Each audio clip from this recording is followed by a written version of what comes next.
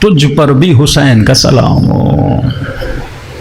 یہ ہے تسلیم اللہ کے سامنے، چاہے مصیبت ہو نعمت ہو، زینب والا حوصلہ ہو، ما رأیت الا جمیلا۔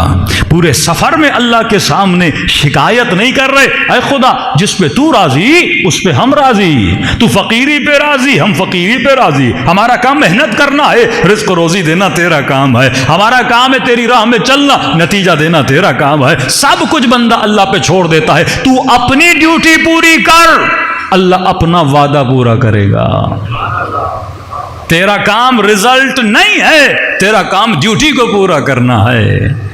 ماں باپ کے بعد اگر اطاعت کسی پر، اسپیشلی خواتین پر، مردوں کے لیے تو نہیں ہے یہ حکم، خاتون جب باپ کی ولایت سے نکل کر شوہر کی ولایت میں جاتی ہے تو باپ سے زیادہ شوہر کی اطاعت واجب ہو جاتی ہے۔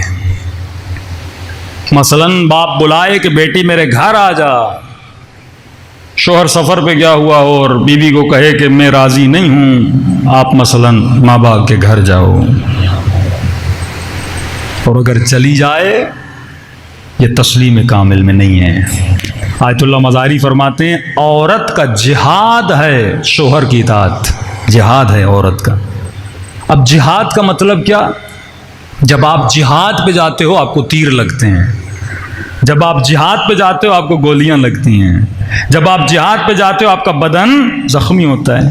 اب یہ تو نہیں ہو سکتا کسی خاتون کی شادی ہو جائے سب کو متقی شوہر ملے، تو نعمت خدا ہے کسی کو با اخلاق شوہر ملے، کبھی کبھی بد اخلاق مرد بھی مل جاتے ہیں، کہ یہ تیرا جہاد ہے، اس کی بد اخلاقی بد دہنی پر بندہ کیا کرے؟ صبر کرے۔ اسی طرح مرد کے لیے بھی یہ جہاد ہے کہ اپنی بیوی کی بد اخلاقی پہ صبر کرے۔ آیت اللہ العظمہ قاضی جو آغا بہجت کے استاد تھے، آغا بہجت کے استاد، آغا طباطبائی، آغا کشمیری، یہ بڑے بڑے عرفاء ان کے شاگرد ہیں، یہ واحد عالم ہیں جن کے سب سے زیادہ عرفاء شاگرد ہیں۔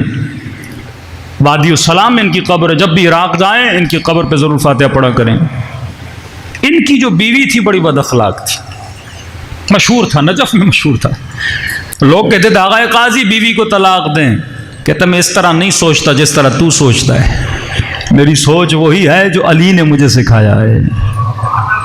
کہ کیا مطلب؟ کہ ایمان صبر اور شکر کا نام ہے۔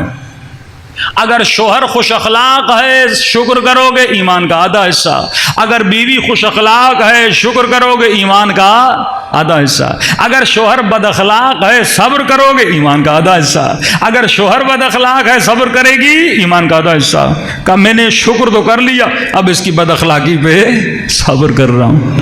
اور ایک دن کہتے ہیں آغا قاضی جیسے گھر میں گئے، ایک مرتبہ بیوی نے برا بھلا بولا، اس کے بعد ان کی سانس بھی، مطلب ظاہر ہے وہ بیوی اور سانس کا اخلاق ایک جیسا تھا، اور اس کی بیچاری سانس جو تھی اس نے بھی اس کو برا بھلا بول دیا۔ آغا قاضی اپنے حوالات میں لکھتے ہیں مجھے اس دن اتنی تکلیف ہوئی کہ گھر میں مہمان بھی آئے ہوئے تھے، ان کے سامنے انہوں نے میری بے احترامی کی، میں نے کچھ بھی نہیں بولا۔ کہتے ہیں میں گھر سے باہر نکلا، وادی السلام کی طرف چلا، اس وقت خدا نے مجھے، ایک مقام عرفانی ہے، اللہ نے مجھے اپنی روح دکھائی، اسے تجرد روح کہتے ہیں، اعلیٰ ترین مقام ہے۔ جب عبادت کریں گے تو آپ اپنی روح کو دیکھ پائیں گے کہ جب میں اس چیز پہ میں نے صبر کیا تو خدا نے مجھے میرے جسم سے کیا کر دیا؟ آزاد کر دیا۔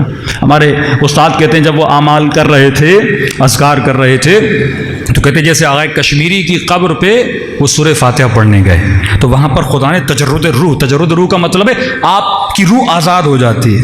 تو کہہ رہے ہیں میں قبر آغا کشمیری پہ کھڑا تھا تو میں اچانک محسوس کیا کہ میں اوپر چلا گیا ہوں، اور میں اپنے جسم کو زمین پہ کھڑا ہوا دیکھ رہا تھا۔ جسے تجرد روح کہتے ہیں، یہ بھی ایک لذت ہوتی ہے، روح بندے کی آزاد ہو جاتی ہے جب بندہ اللہ کی اتنی اطاعت کرتا ہے۔ تو زندگی صرف مزے مزے کا نام نہیں ہے، کہیں پہ شوہر اخلاق والا ہوگا، کہیں پہ بیوی اخلاق والی ہوگی، دونوں پہ انسان کو کیا کرنا ہے؟ یا شکر کرنا ہے، صبر کرنا ہے۔ باقی جو حقوق خدا نے بتائیں وہ تو الہی حقوق ہیں۔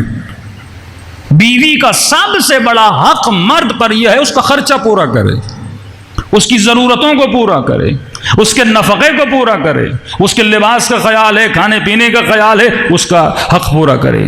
بیوی کے اوپر حق کیا ہے؟ وہ شوہر کی اطاعت کرے۔ اب یہ نہیں کہ مرد اپنی اطاعت، جب اللہ نے ایک حق تجھے دیا ہے، مثلا مولا علی کو مولا بنایا ہے، ہر بندے پر واجب مولا علی کی اطاعت کرے۔ اب یہ تو نہیں مولا اس چیز سے لیاذ باللہ غلط فائدہ لیں، نہیں، فرمایا اہل بیت کی اطاعت واجب ہے، تو پھر اہل بیت کریم صفت ہے۔